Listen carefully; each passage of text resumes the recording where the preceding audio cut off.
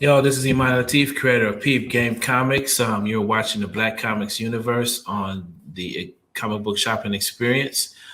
Please follow, like, and share this video with your friends and family. You can follow the experience at _EXP on all your streaming platforms. And we have with us now Mr. Greg Anderson, Elysee, Captain Haitian. The Haitian super, Elysee, the Haitian superhero. Yeah, right. Thank you. Man, it's you would think that we would talk before. This is our very first time being able to actually, talk in person, man. You've actually been right up the way in Detroit a couple of times, and I've always missed the opportunity to come and check you out. I'm actually glad I got the chance to talk to you, man. Yeah, we've known each other for years now. But yeah. Interacting. Yeah, this is the very first time we actually had a physical conversation. And in that time, you've actually put in a lot of work on Isnana, a book that I've seen that's actually grown a lot in the last 5 or 6 years that I've been doing this. Can you talk about your journey with that book and how it's grown over the years? Sure. It started off as me wanting to change the narrative of, I guess, the knowledge of a lot of Black figures in spirituality and mythology and folklore. I would ask a lot of Black folks if they knew who certain deities were, or even who Anansi the Spider was, and I would get a lot of no, I don't know who that is, type of thing. And this was before Orlando Jones, blew everyone away with Mr. Nancy. Right. But it was like, unless you knew somebody like a parent or a grandparent who educated you, if you were Caribbean or West African, on who Anansi was, that was pretty much it. Mm-hmm. Or like if you were familiar with that PBS Anansi cartoon that they had. But yeah, so I just went from there. I wanted to do a lot of research on other Black deities out there from various cultures, and I created Isnana as the next generation, trying to reclaim our roots and our stories in some sense. And made volume 1. I was surprised how much that blew up, and it's just been going from there. So I've had maybe at least one release every year since then. I've had 2 volumes, 2 one-shots. I have 2 one-shots coming out later this year as well. And it's been doing pretty well. What is it about? How did you plan all of this out? I noticed that most people, release one issue at a time. You went to the graphic novel route. And on top of that, you're doing the one-shots. You're doing the little short stories. It's like you have a plan that's a little bit outside the norm in terms of keeping your character relevant. Where did that come from? So I looked, honestly, I walked into it simply as a consumer. I knew what I wanted, because I've been a fan of Black independent books for years. And before that, just independent comic books. Before that, obviously Marvel and DC. And so one of the common things that I would always go through as a fan of independent books, especially if they weren't being released from, say, Image, was the fact that you weren't always going to get a complete finished product. Right. And after interviewing and learning more about the business and how a lot of it was run, I started to understand why a lot of these creators, they would come up with books, and you would maybe get one issue and the second issue would come out a year or 2 later, right. Or they would have most of the issues out, but maybe the last issue was taking forever, and so I understood knowing just how hard it was for them just to come up, just to release the funds, have funds to even create one comic book. They don't have the money of Marvel and DC where they could literally release every month and complete their story. So on top of that, I just, after a while, you're reading, even though you understand, you would just be waiting years and years and years for the ending of that dang story that you love so much. So, which is why I went the graphic novel route. I was working, I was doing a lot of different odd jobs, saving up as much as I can. That way I can have at least the first story arc done and just Right. release it in one go. That way people wouldn't be waiting for the ending of that storyline. Hmm. So that's why I went the graphic novel route for the first two. And once I sort of established the base, I decided to do the one shots. And even with the one shots, they're complete stories. I just don't want people, waiting for that last part. And as I said, I'm not trying to call anyone out or anything, or No, trying no, to undermine them, because as I said, I understand. But that I'm also looking at it as a consumer. Like, I know me wanting to buy this comic book, I wouldn't want the full story, no. as opposed to having to wait years and years for it to be done. And real quick, can you share with the audience um, about it's not like what that story is about overall? So it's based off of the stories of Anansi the Spider from West Africa, Caribbean folklore. My character is his son. It's the two of them working together to stop these creatures from causing chaos while trying not to drive each other crazy at the same time. And what Hmm. I'm trying to do with the story is use it as a way to introduce people to more Black mythological gods and heroes. Given that we're not really required to be educated on them. It's usually the Greek gods and European fairy tales. Like, those are required in schools, but it's not required for us to know who any of our Black gods and heroes and deities are.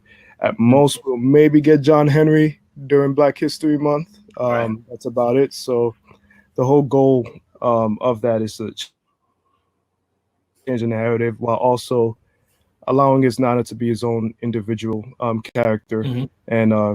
realize who he is as an individual. Right. I'm always, whenever I look at your book, I'm reminded about how Marvel decided there was a time when Marvel decided to follow Spider-Man's roots all the way back to Africa and introduce an Anansi type character, and it is sort of showed like I've always known that the roots of that character was Anansi, and so like with his humor, Spider-Man's humor and all this kind of stuff, and and I only say that to say that I like the fact that you were able to create this story and it doesn't feel as if it's a knockoff at all. It's sort of like it doesn't come off as like, oh, this is the Black Spider-Man. No, like this is it, it's just we're telling our story here. Number one, and it just so happens that your particular story came afterward. But when you look at it in terms of history, Anansi has always been there. Even before comics. My fault. The connection is acting a little wonky. Oh, but you're here though. Can you hear All me? right, I got. But yeah, Yeah. yeah, yeah. I got you now. From what I did catch, what I did catch. I know. No, basically, I was saying uh, I appreciate how it's like people might assume that this is sort of like a Black Spider-Man, when in fact, no, you're telling our story that has been there even before comics, even before Spider-Man, ever existed. So you're telling this is like an original origin story in a lot of ways. yeah, thank you for that. I definitely get. It's common for me to get that comparison between the two of them, and honestly, it doesn't really bother me because Mm, I see why people say it. And just being realistic. But what I enjoy is people who still give it a shot, and then they realize, oh yeah, this ain't nothing like Spider right. Man. So Mhm. and I definitely. I've definitely gotten a couple of readers simply because of the comparisons to Spider-Man. Because they're huge Spider-Man fans, and they're like, "Oh, this is another version."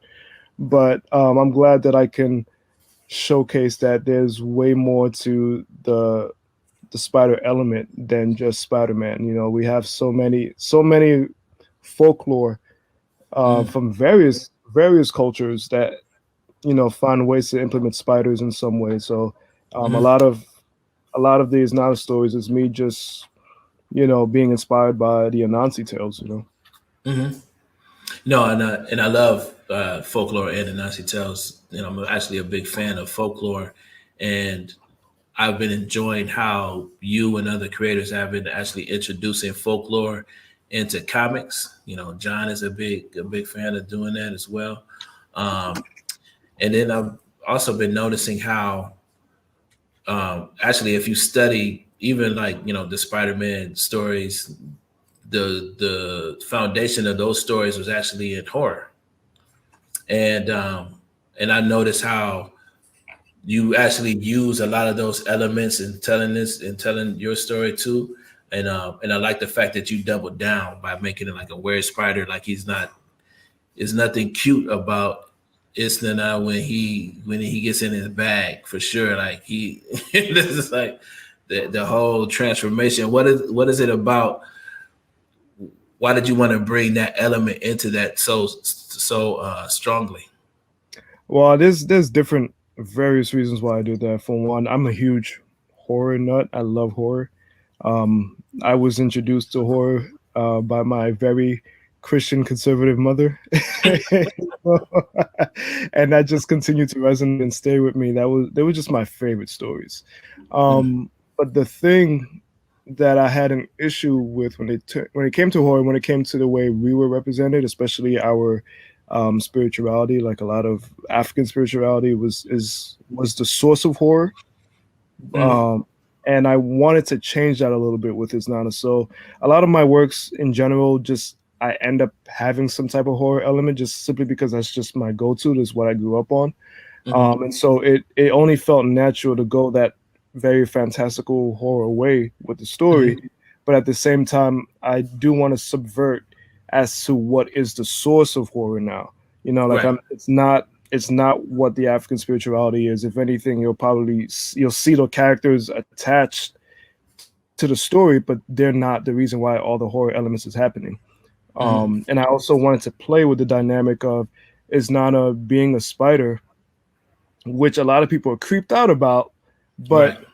in the core of it, he's actually a really sweet, innocent little boy, you Right. know.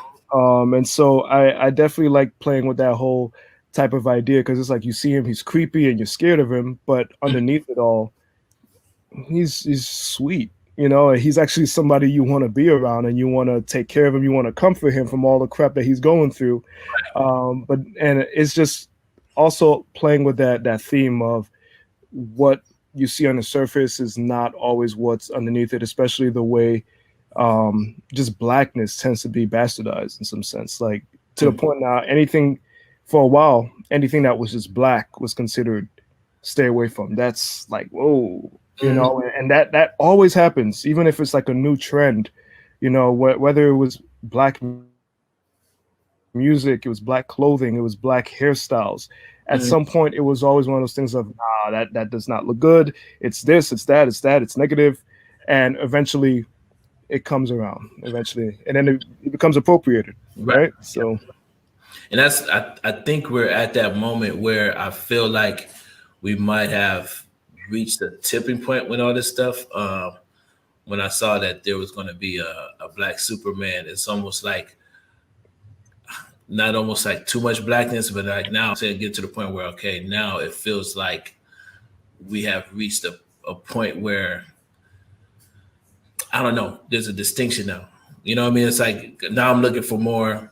It's not enough for a big publisher to say they're going to do something black or things of that nature. Now I'm looking for authenticity. I'm looking for something to be a genuine story that's tied to us, more directly. It's not going to be enough for a big publisher or a big production company to just put a black character, plug a black character in anymore. And I think that comes from following the stories that you and other people in the black comic, the indie community have been putting forth. You guys have been putting out genuine, authentic stories. And whenever they, talk about when they see these big news items, what I notice is that fans they say that's really cool, but they're demanding, to see, stuff that you're creating on the screen. They're looking for you to get your opportunity. Yeah. I'm definitely of. I'm not too sure how I feel about that recent announcement, especially because Yeah, I think it's still a rumor yeah, of the fact like it's nothing official. right. I'm definitely of the mind of like, yo, there's so many various black characters out there already, especially independent. Hmm.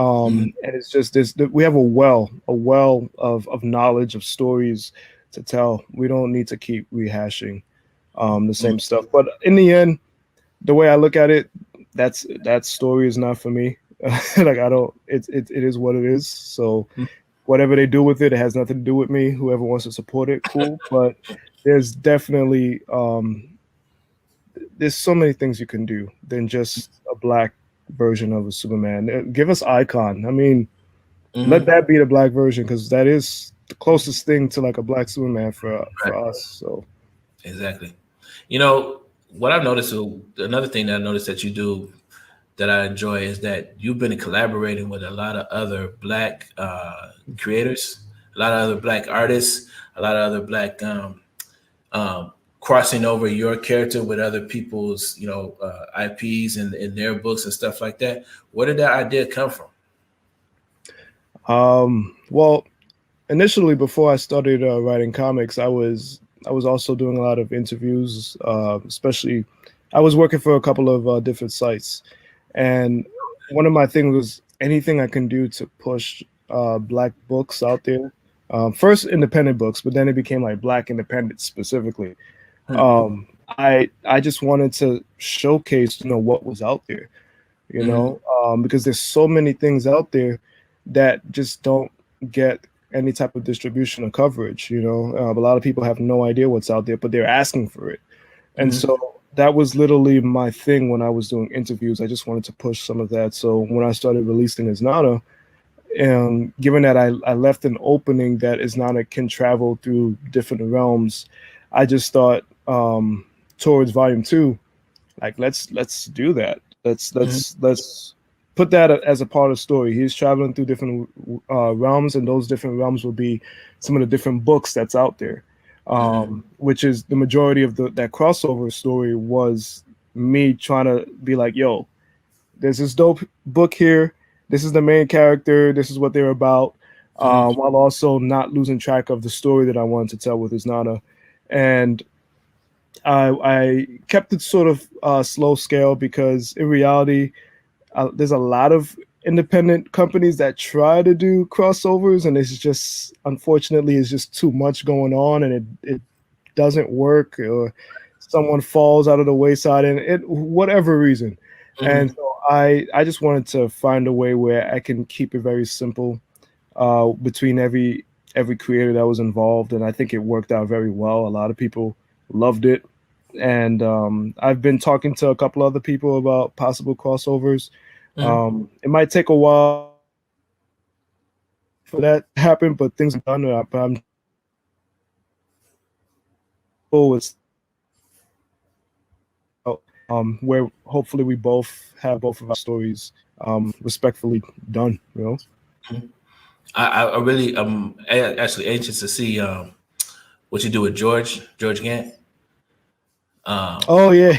I'm a fan of his work, so I like the idea of doing the kid version. I'm always thinking that a lot of indies should do more of that, like where they should you have this character, um, you should have a comic book, but yeah, you should have a children's book, you should have a a prose book, you should try to explore as many options as possible to present that story because um, you never know um, you know where your reader is. You know what I'm saying? I see at a lot of events that parents bring their kids by, they want to purchase a book, but most of the books that are usually out there are for adults, and I like the idea that you can do a version of um, there's a version out there now that you can present to an early reader, Mhm. things like that. I think that's a really really really smart.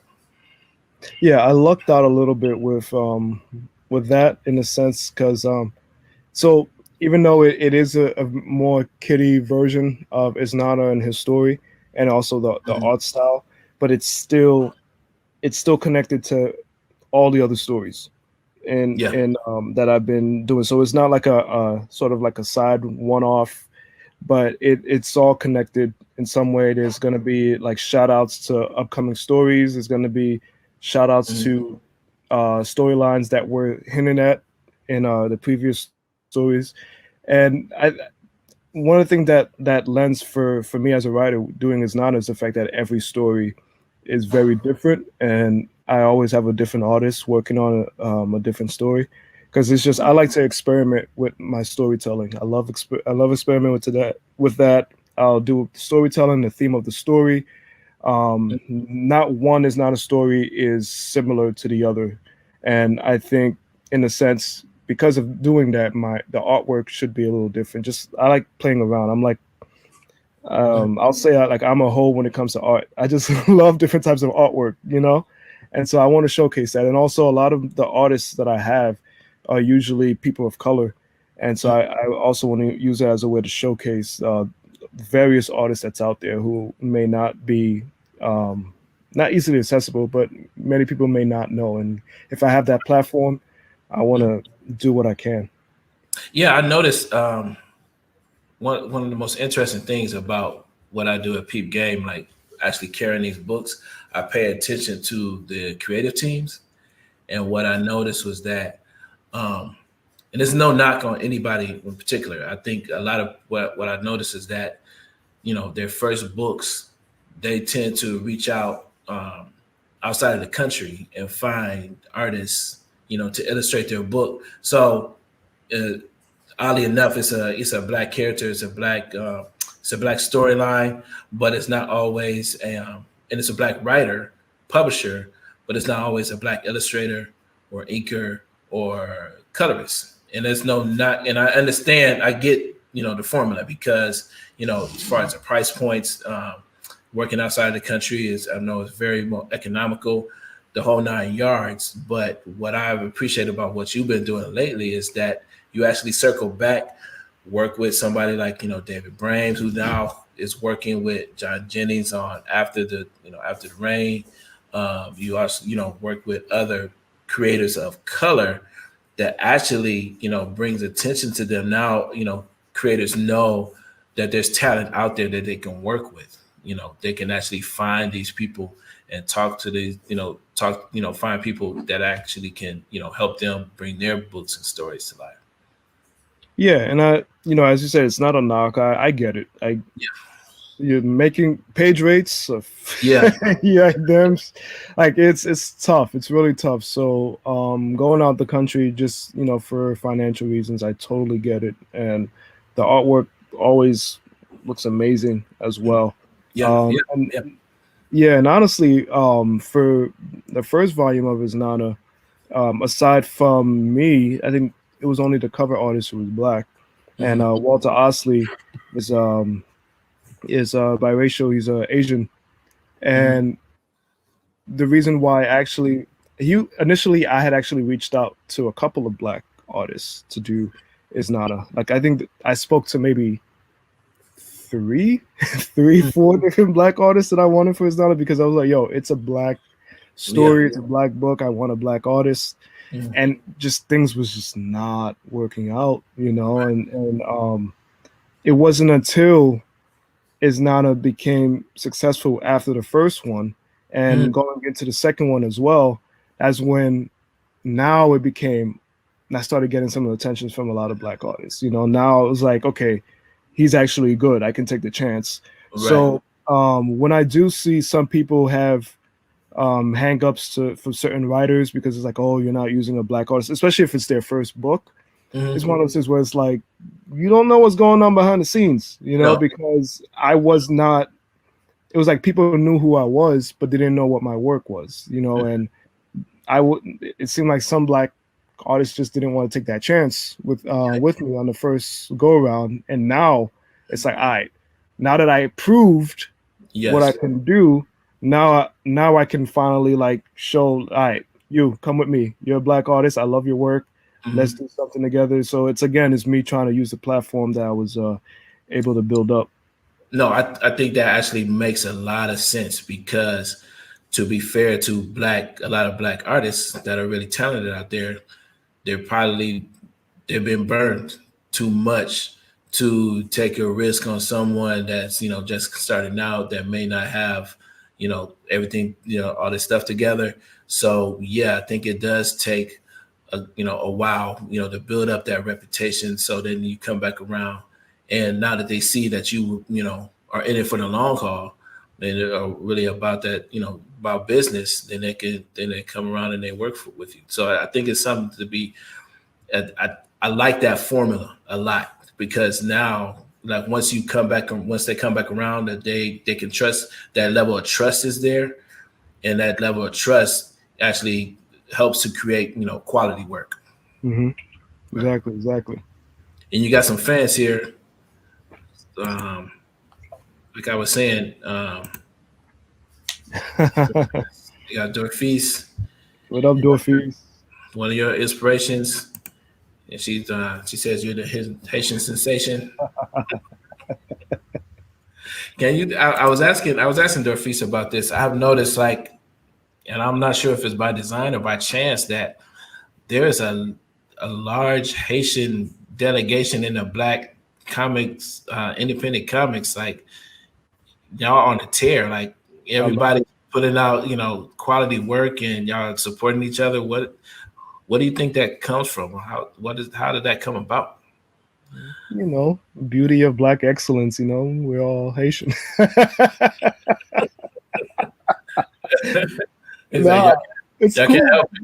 Y'all can't help We it. can't help it, man. We was born this way. We was born magical, black magic. That's how we was born.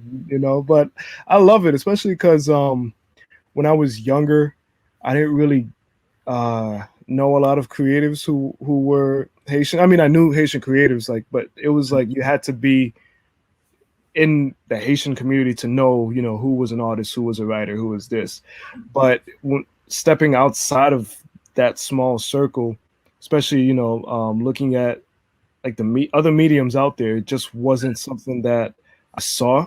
Like Mm, we had, Wyclef of Jean, of course, Wyclef Jean, Garcelle, as beautiful actress, but we didn't really know. I didn't really know too many. So now that as I'm getting older, I'm seeing a whole bunch of books by various black authors, whether they're novels or comic books, and it's like, yo, and when I was younger, saying you were Haitian was like you didn't want to say that. We were always insulted. We was like a punchline joke. We was always being teased and bullied.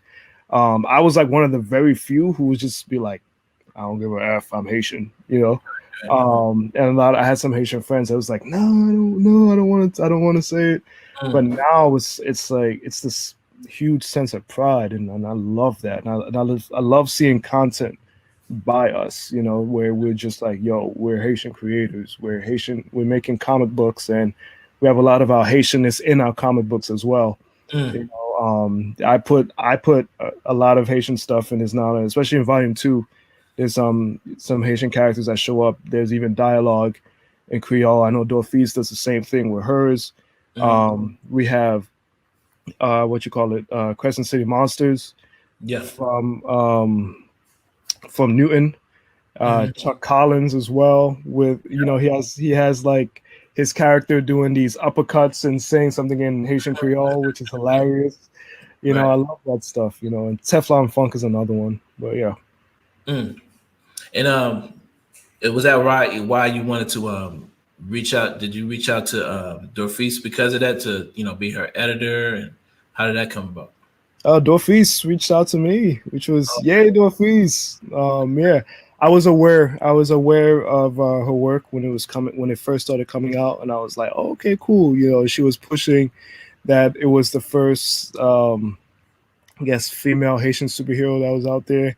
and I was thinking about, I was like, yeah, she might be actually. And so we, the circle, the Black indie circle is pretty small. We all know each other in some sense. Yep. Even if it's just being familiar with each other's work, we will eventually meet each other in some way. And so I think, I believe it was her, she reached out. We talked for a little while before, and then I can't remember exactly how the whole editing thing started, but all I know was I was very happy to sign on, and been helping out as much as I can with that when I can, despite sometimes I could be all over the place with my schedule, and she can somehow tolerate it, but we always get some good work out there. And how do you manage your schedule? Because the amount of work that you put out there, compared to a lot of other, the typical indie schedule, one book a year, you're on 3 or 4 a year. How did you manage to do that? Stay on that. Stay on top Is of it? Is it? I mean, Isnana has been about maybe one a year. As I said, this year will be two, not counting Showtime, just coming out. So I guess three this year. But the other ones is usually because I'm working with other people. I do work for hire as well, so it's not just everything that I own. For example, Stronghold from 133 Art, Jason Reeves. That's a work for hire. Yep. Gentleman was work for hire as well. So having stuff like that where I'm working for other people, that was making it seem like I have a shit ton of books out there, and I'm also involved with various anthologies where you'll get a lot of my shorts, in that. So I'm always working. I'm always Yep. working in some sense. I'm always getting something else. So yeah. Now, is that by, like, did you map that out? I'm asking all the writers this for some reason, that you guys as writers tend to keep a control over your story and your narrative. But as far as your personal story, as far as your career as a writer and being in this comic book game, how much of this did you plan out, or how much of this did you write out? How much did you lay out? I don't think I laid out anything. I think for the most part, like I'm dead. I'm going with the flow of things. I'm still every day it's a learning experience, a learning curve. I'm learning what to do, what not to do next time, how not to get screwed over. Like it's every day, every week of being a comic writer is I'm learning something, Right. and like even is Nana blowing up the first volume that it did, that was not something I didn't know what to expect. I just sort of I put it out there, I was just like, okay, if it does well, it does well. But Mhm. I was just glad I was getting a book out there, because one of Right. my dreams is to get published. I made a deal with myself. I said I'm gonna get published before I'm 30, Mhm. and I did that. And from there, I was just like, what now? you know, Yeah. and I've just been allowing myself to go with the flow of things, and just as long as I don't lose track of what I am, what I represent, what I want to represent, my goals as a black writer, Mhm. and I'm not ashamed to call myself a black writer, Mhm. whatever it is. That's my goal. Mhm. Can you expound on that, as far as not being ashamed to call yourself a black writer? Because we've been talking a lot about how, um, and it's a choice that you have writers out there. It's like, you know what, I want to be known as a good writer, period, or first. I don't, that you have writers that don't like to be, um, I don't know, they call it, put into a box as a black writer or black illustrator or artist. Um, but what I've been noticing, that the vast majority of black indie creators are doubling down on their blackness. And it's like, no, I'm a black artist, I'm a black writer. This is a black comic book. This is a black message. Um, how how are you able to make that decision? You know, as far as how you want it to be represented. I mean, here's the thing. I don't knock on anyone who feels differently. Hmm. Um, I say everyone has their own journey, have their own goal, Hmm. and I get it. I get the whole. I don't want to be judged based off of my race. Like I want to be a writer. I want to be an artist, and I get it. It's cool. But that's just not me, honestly. I was born black. I grew up black. I wake up, the first thing I look at in my hands, like I'm a Negro, man. So it's I was gonna say the other word, but I don't know if I can say it. But Yeah, make a complaint. No, I hear you. yeah, And it's just here's the thing. I grew up wanting to see more of myself in what I was watching. I grew up on Hercules and Xena. I grew up on Power Rangers. I grew up on X-Men, Batman, and like I was always hyped when I saw a black character in those things, you know. And as I got older, learning about black writers that were out there, like black novelists and black fantasy writers and black comic books, like that gave me just so much joy and pride of just like, yo, there's these geeks out there, these nerds out there who's doing the work that I've wanted to see since I was a kid, but I had no means of finding them. right. You know. And when I started, when I learned about James Baldwin, when I learned about Toni Morrison, Right. and Toni Morrison was just unfiltered black. Like she didn't give a crap. You know, they asked her in an interview, and she was like, "I'm writing this story for black people. Like, Yes. if you're not black but you want to read the story, cool. But Right. this is my target, and that's how I feel with my books as well. You know, even if some of the books may not be drawn by a black person, but the story is going to be black. Yeah, and, definitely. and it's literally for those people that's been wanting those type of stories. They will always be my target audience. Right. And so I have no problems being in that category, being in that box. If someone Googled black writers and I show up, and I would be like, yes, Yes, right. you know, because I'm not writing for anyone else, honestly. I'm totally cool if you're white, if you're Asian, whatever it is. I'm totally cool if you're outside of that, and then you pick up my books and you're just like, yo, your book is amazing. Enjoy it. Like I'm glad you can get something out of it. But I'm black. I'm a Negro. I think it speaks to I think us as black creatives, it's like there is a duty involved. It's like it's not just we're not just serving the story in and of itself. We're also serving the community, because without us, really celebrating the fact that we're black in this space, you're right. Young people will not know that we're out there. It's like you'll be amazed at the number of comics I've picked up, and I've been a fan of their artwork for years, and then I discover, oh, this guy is black, and there's no knock on that creator. He's just doing the work. He's coming to showing up every day. He's putting out quality work, and he's making a name for himself. But I just hope that they will realize that had young people known that, if I think the significance of, somebody like Koipo who works, for Marvel and does amazing work. It's like if young people knew that man was black, it's like if that was celebrated more often.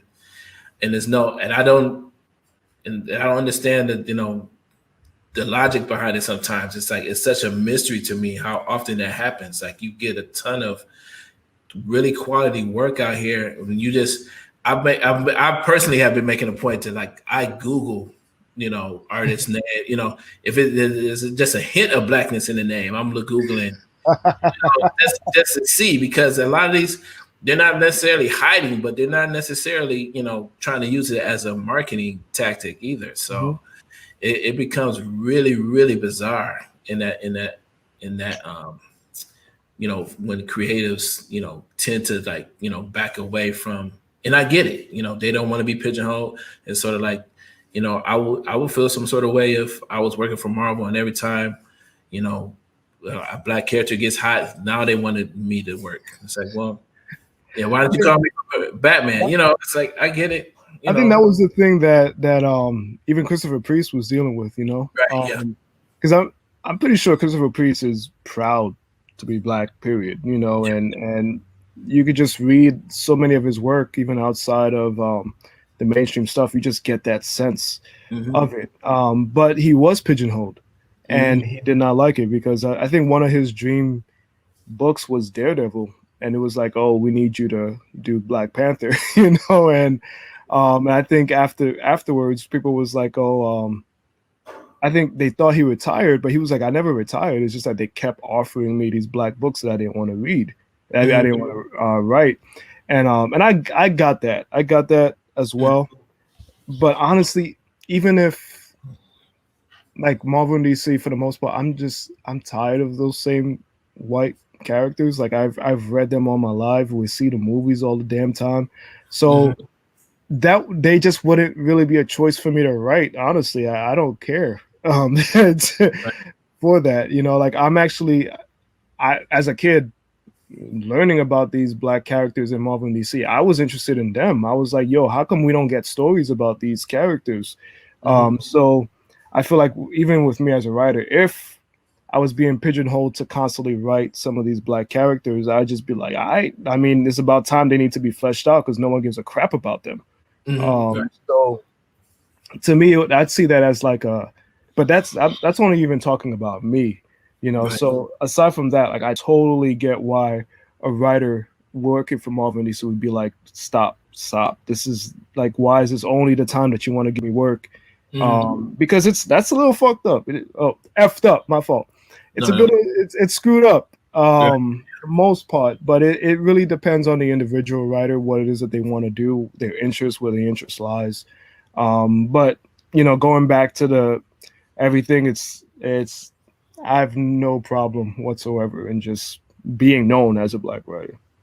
Mm-hmm. And and I know I personally appreciate it because it helps. It helps to you know, you know, you all, being committed to that helps to, push this message forward and push this, this whole generation of black creators forward. And I'm noticing that the energy that you all are putting out there as black indies is that definitely affecting, what the majors are doing for sure. Like there wouldn't be, I know a lot of the books that are coming out of the big two or bigger publishers wouldn't be coming out if it wasn't for the commitment that, black indies have been, um, the fact that you all have been committed to the stories that you want to tell and committed to each other, and collaborating and things like that. So now they need to hire us. That's what they need to do. See, and I was speaking to that. I, I'm amazed at how rarely they are reaching back and pulling out indie creators. I was like, for instance, I actually appreciate, for instance, David Walker, um, having picking up Kwame, for his book because he was one of the people, that have been in the indie community for a while, and I like the fact that he was able to, and I think Chuck has some opportunities now, Chuck Collins, but it's so rare. And because I know the names, I know I'm not crazy. I know the names. I know who's putting in work, who has quality work out there.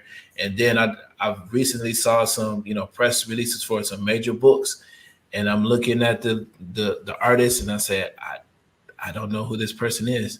He has the connections to get, a book of this caliber, but you know there should be Dawood Anyabwile should have a cover on a major book. You know what I mean? It's just like there are names, there are artists that there is no reason why they haven't been tapped just to do a little bit of something. And what do you think that is? I don't know. Honestly, I feel like, I mean, I stopped asking because it was one of those things where it's not common to see. I remember when Coates got tapped to write Black Panther, and Mm, there was all this excitement for it, and I thought it was like, yo, that's pretty legit. Um, but I started to peep. I was like, yo, if you want to be a black writer from Marvel and DC, you gotta you gotta be somebody big from outside of comics. You gotta be a producer. You gotta be a acclaimed novelist. You gotta run BET. You gotta do all this stuff. Win a freaking Academy Award. Yeah, And yeah. I'm not hating. No, Um, I'm not hating at all, but it's just one of those things where it's like it's a little unfortunate, especially because we're not getting that opportunity. We have all these black writers that's been working their tail off for years and years and years to build their craft, you know. But because they may not have the same network, the same community as these white editors for these books, and but these white editors know a lot of these indie white writers, and they say, "Hey, yo, come yeah, on board." yeah, We don't have that, you know, and honestly, like I get hype when I see like Brandon Thomas's name gets attached to Marvel and DC because I'm just like, yo, it took you how long? right. Yes, you know, and even Brandon Easton, you know, and Vita as well. They're getting tapped for books, and I'm just like, yo, like finally, you know, because I see all of us as part of like that black indie circle, you know, You're and right.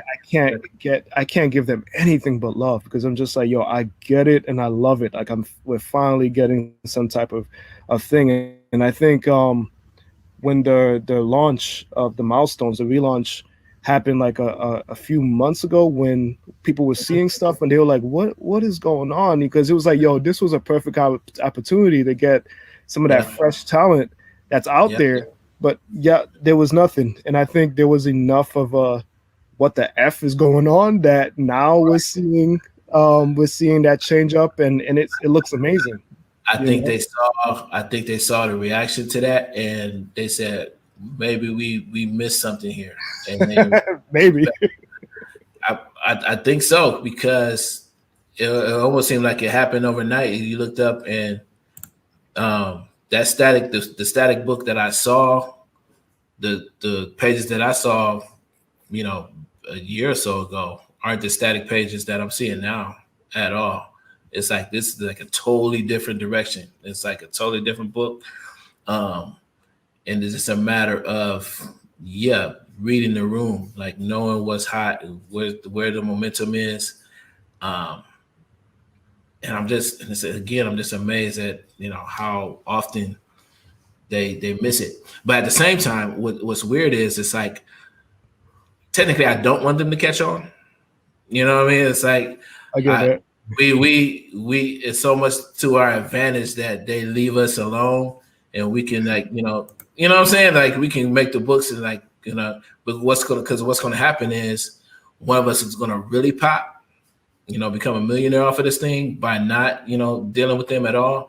And then they're not gonna be able to get our attention at all. It's like they're not, and we're gonna be able to, create our own machine around that, sort of like a Tyler Perry. I'm always saying that somebody's going to come and Tyler Perry, Black comics, they're going to make a Medea comic book or something that nobody that people going to hate, but it's going to make millions of dollars, and all of a sudden there's going to be a black, publishing company that's turning out black books or something like that, or just like I mean, we I know Rodney Barnes has recently mhm.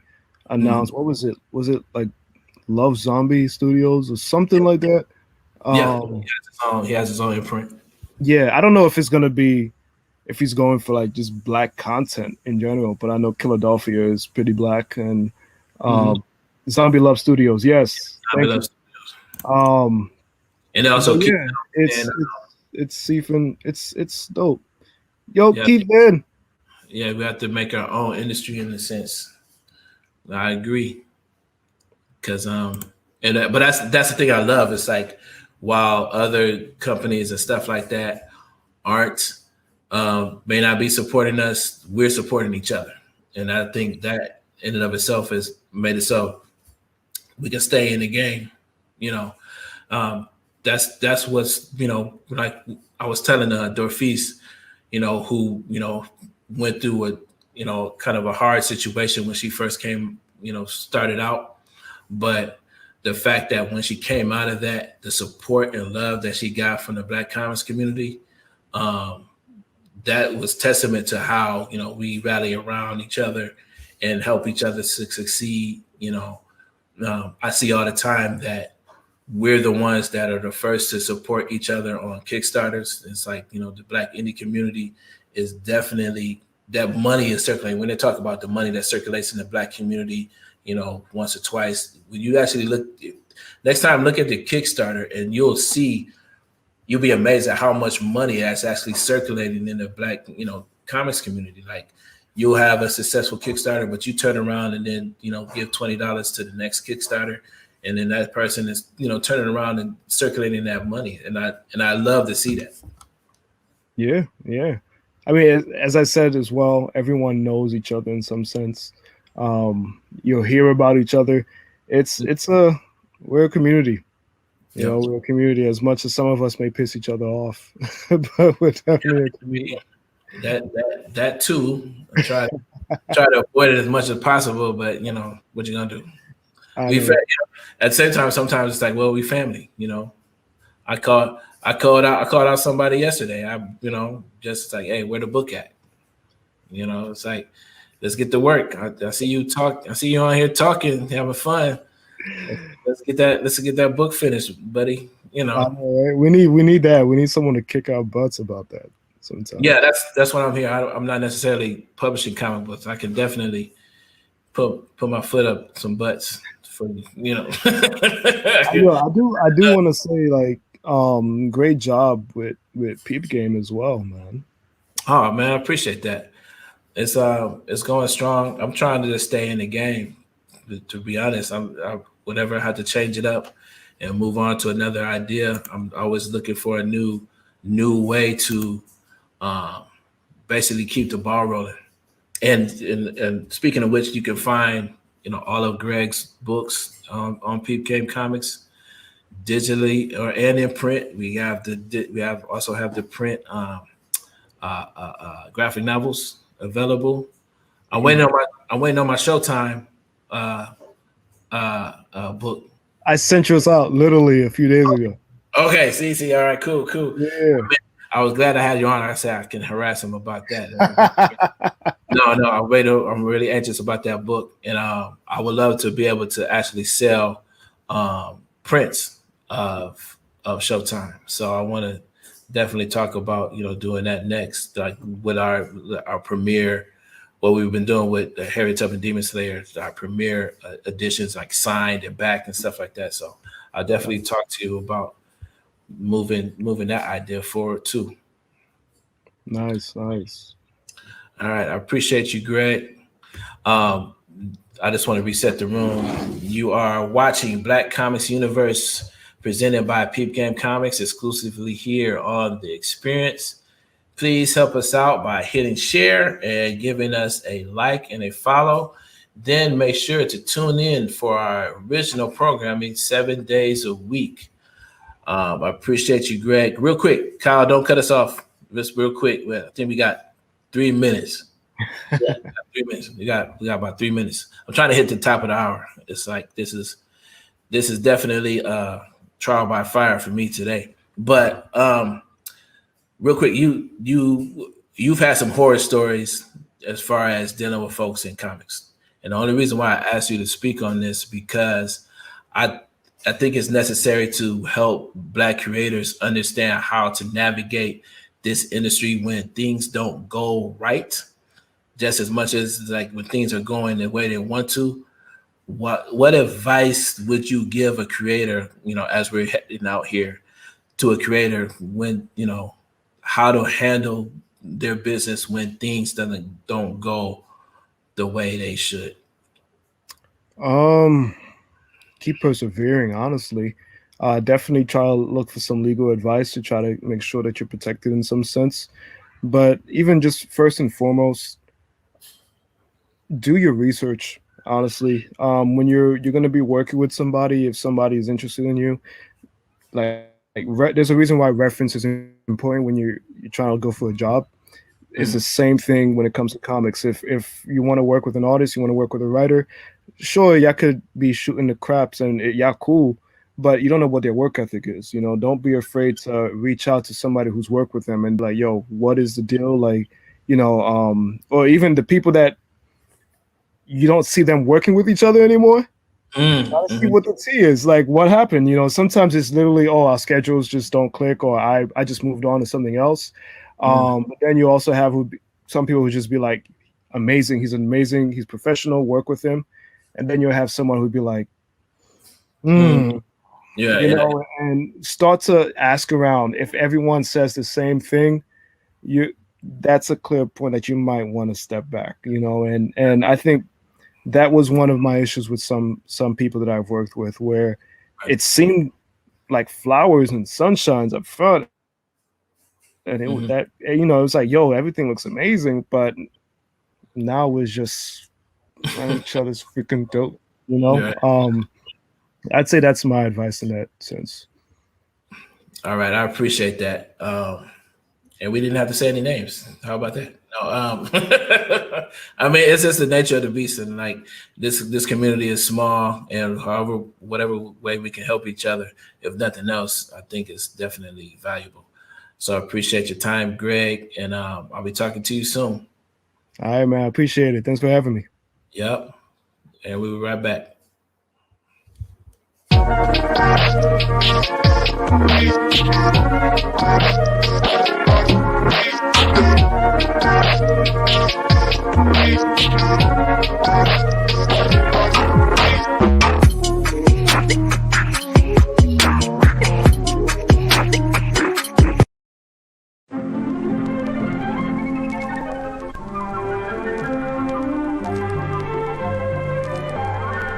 There's a town that lies nestled deep in the Appalachian Mountains in the great American state of Pennsylvania. The name of the town is White Ash. With a town charter dating back to 1714, it's one of the oldest towns in the country. And as you can tell from how hard those smokestacks are puffing, it's also one of the coldest. Thankfully, the people of White Ash have a secret that's dark and very deep. A secret to keeping warm, bituminous coal. From bituminous coal as a product ingredient comes heat, power, transportation, and necessities and luxuries almost beyond count. And where, you might ask, does all that coal come from? The answer is places like Alden Mountain and towns just like White Ash, where it's dug from the mountains by the hardest working men in America, our coal miners. But while an industry supports the town supports the industry. Here are two of White Ash's finest young entrepreneurs, Catlin and Kyle, owners of the Double K gas station. Coming or going, they'll get you there. But a town can't be all work and no play. Hello, Alec. Hello, Lillian. Where are you two kids going? Why, they're going to Sif's. Don't let its Nordic theme fool you.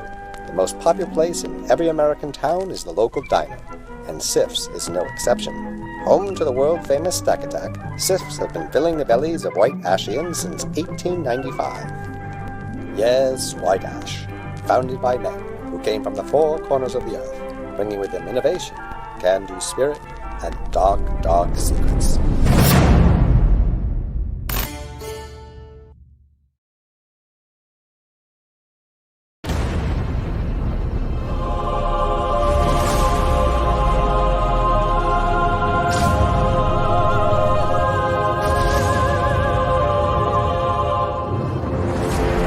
Do you like ghost stories? I hope so. My name is Lawrence, a husband and a father. In life, I was a professor of religious literature and history. If I was still alive, I guess I'd still be all of those things. But I'm not. I'm dead. Like I said, ghost story. Believe me, I never imagined I'd be here, helping others heal in the afterlife. So where is here? This is the scene. It's the middle place where souls must confront the traumas of their past. Here I lead souls away from their demons that haunt them. I must also defend these lost souls from others who would prey on them. To do this, I use the power of the Staff of Truth to help them break free. It isn't easy. Clearly, they need help and hope, and that's where I come in. I am a guide of souls. I'm the shepherd.